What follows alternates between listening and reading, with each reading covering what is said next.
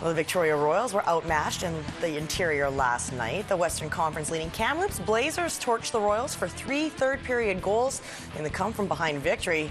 The Royals now head to Prince George to face the Cougars for a 2-game set. Only 1 point separates the two teams in the standing. Victoria still holding on to that 8th spot.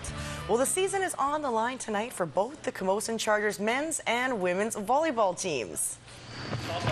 Both men's and women's squads are the number 5 seeds at the Pac West tournament hosted by Douglas College in New West.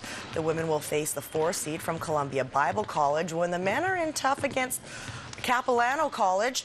The men's team split their season series 2 games apiece, and with all their hard work behind them, it's time to execute. If all goes as planned, the Chargers will face VIU tomorrow afternoon in an all-island semi-final. Charles Parkinson's crew is confident in not putting a lot of weight in that 5th place seeding. You know, every team is very aware of us because we have a history of coming from the number 4, number 5 spot and winning the championship. It's just a question of momentum and peaking at the right moment. So what we have to do is just maintain our composure and just do what's necessary to beat this team. In other words, you have a role to play on the team, you have a position to play on the court, and you just do that. You just do what it takes to get the job done.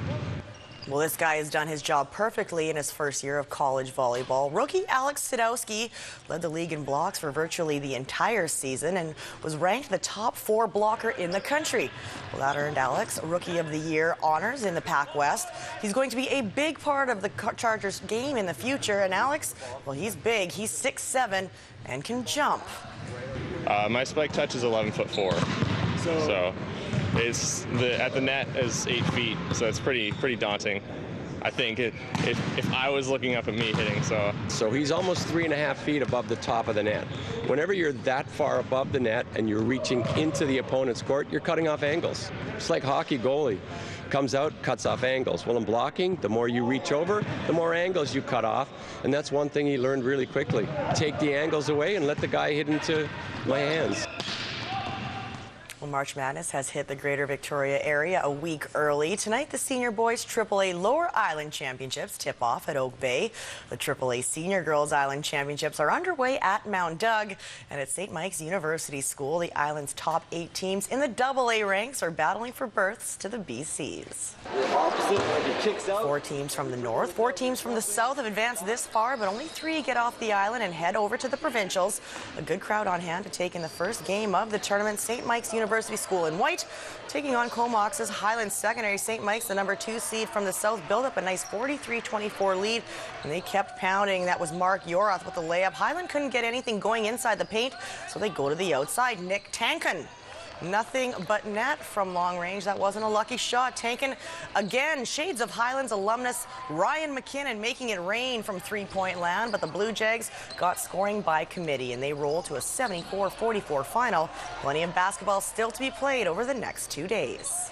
Lose 2 and you're done. If you advance to the final, the top 2 automatically go on. So the semifinals tomorrow are for berths in the BCs. Final is at 7:15 on Saturday night, and that is going to be preceded by the 3rd place game to go to the BC, so some action on Saturday. Come on out, $2 admission, and let's get some big crowds out to cheer on the hometown teams. Well, the event is still over a year away, but if you want to be involved in the 2013 Ford Men's World Curling Championship, the time is now. Starting today, people can register online to be one of the 500 volunteers needed to host another world-class curling event. Act fast. There are less volunteer positions available this time around. We're looking for 500 volunteers. In 2005, it was 800, so it's going to be on a kind of a first-come, first-serve. So if people are interested in becoming volunteers, they need to go to the Canadian Curling Association website and register as soon as they can. You can get involved in a whole number of things, and if you go to the website, you'll see the various areas that you can volunteer in, but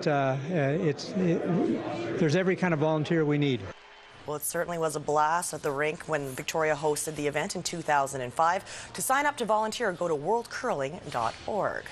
And the Vancouver Island Raiders have locked up the face of their franchise.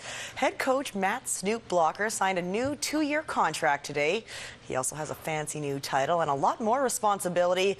The Raiders have tacked on Director of Football Operation to Coach Snoop's title. You know, number one, it's not just putting coaches in place, it's putting directors in place. And, you know, in this game for us, there's housing, there's Vancouver Island University. You're recruiting all these different things that involve in our football operations. And there's lots of really good people that have been involved in our program that I'm trying to recruit to take on different positions and hopefully show a little bit of leadership that way off the field. And, you know, down the road, we all know soon there's going to be a new head coach one day here. So just setting things up, you know, so that there's different roles and I can stay involved in this program.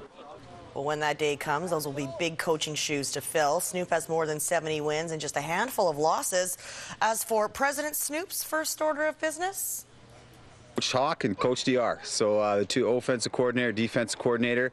That's the first thing I need to do is get those two guys going and followed by the rest of our staff. So right now, none of our staff is back yet, and it's going to be my job to make sure to get them back. And you know, we're going to be as good as that coaching staff is, and I'm really proud of all those guys, and they've done such a wicked job. And my goal is to get every single one of them back.